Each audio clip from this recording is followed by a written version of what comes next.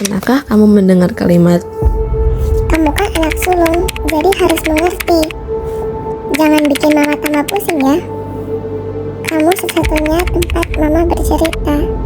atau mungkin ada yang sejak kecil terbiasa mengurus adik, membantu pekerjaan rumah, bahkan menjadi penengah ketika orang tuanya sedang bertengkar. Nah, sekilas hal-hal tersebut mungkin terlihat sebagai bentuk kedewasaan atau tanggung jawab.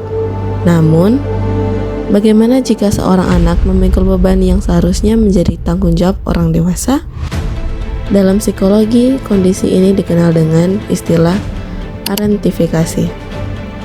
Agar tahu lebih dalam, tonton video ini sampai akhir ya.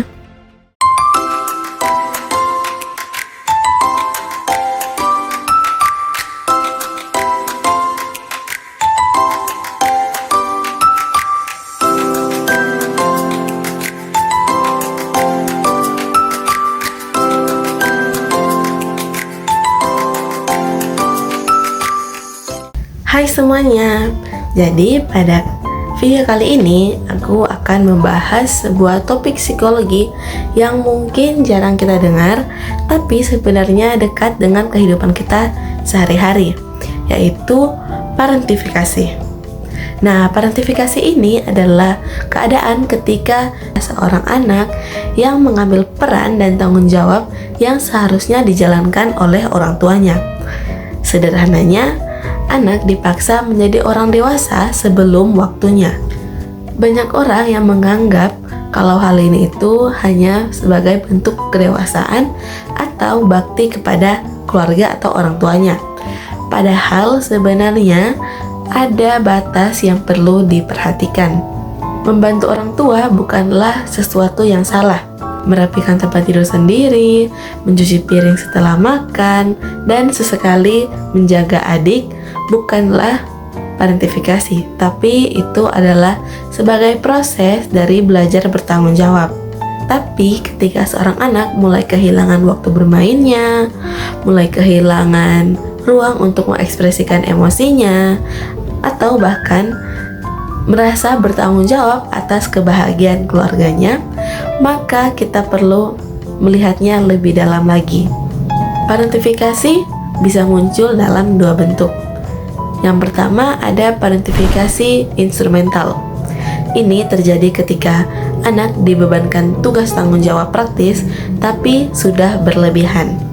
Misalnya, anak menjadi pengasuh utama bagi adik-adiknya setiap hari.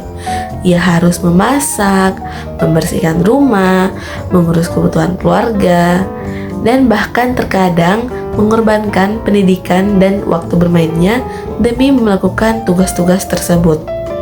Lalu yang kedua ada parentifikasi emosional. Nah, bentuk ini itu tidak sering terlihat. Seperti anak dijadikan tempat curhat oleh orang tuanya, anak diminta untuk bisa memahami masalah rumah tangga yang seharusnya belum menjadi bebannya, atau anak merasa harus selalu kuat karena berpikir kalau tidak ada orang lain yang bisa menopang keluarganya selain dirinya sendiri.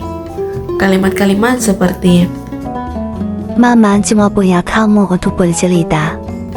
atau Jangan tambah beban ayah ya.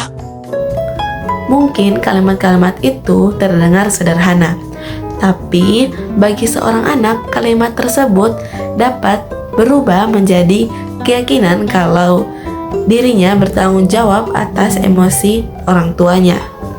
Lalu apa sih dampaknya? Nah, anak-anak yang mengalami parentifikasi seringkali tumbuh menjadi pribadi yang tampak sangat mandiri. Mereka terbiasa mengurus segala sesuatu sendiri. Mereka jarang mengeluh, mereka selalu mau terlihat kuat. Tapi di balik semua itu, mereka sering kesulitan meminta bantuan. Mereka merasa bersalah ketika ingin mengutamakan dirinya sendiri. Mereka sulit untuk berkata tidak. Mereka terus-menerus berusaha menyenangkan orang lain karena takut mengecewakan mereka. Bahkan ketika sudah dewasa, mereka masih membawa pertanyaan yang sama, yaitu, kalau bukan aku yang menjaga semuanya, lalu siapa lagi? Yang perlu kita pahami di sini adalah kalau membicarakan tentang parentifikasi, ini bukan berarti menyalahkan orang tua. Banyak orang tua melakukan hal tersebut bukan karena tidak menyayangi anaknya, tapi terkadang ada orang tua yang melakukan parentifikasi dengan tidak disengaja karena ada yang sedang menghadapi tekanan ekonomi, ada yang berjuang sendirian membesarkan anaknya, atau juga banyak alasan lainnya.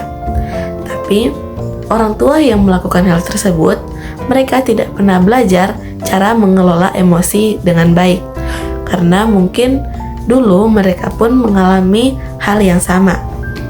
Karena itu, tujuan kita memahami parentifikasi ini bukan untuk mencari siapa yang salah, tapi untuk menyadari kalau setiap anak berhak untuk menjalani masa kanak-kanaknya. Anak boleh belajar bertanggung jawab, boleh belajar membantu keluarganya, tapi anak tidak seharusnya kehilangan hak mereka untuk bermain, merasa sedih, membuat kesalahan, dan bergantung kepada orang dewasa yang seharusnya melindungi mereka. Mungkin setelah mendengar penjelasan ini, ada di antara kita yang teringat pada seseorang atau bahkan teringat pada diri kita sendiri. Jika itu terjadi, ingatlah kalau menjadi kuat bukan berarti harus memikul semuanya sendirian. Meminta bantuan bukanlah tanda kelemahan, dan seorang anak tidak pernah seharusnya bertanggung jawab atas beban orang dewasa. Lewat video ini, saya berharap kalau kita bisa lebih peka lagi terhadap peran anak dalam keluarga dan bersama-sama menciptakan lingkungan yang memungkinkan anak tumbuh sesuai usianya, bukan tumbuh terlalu cepat karena keadaan.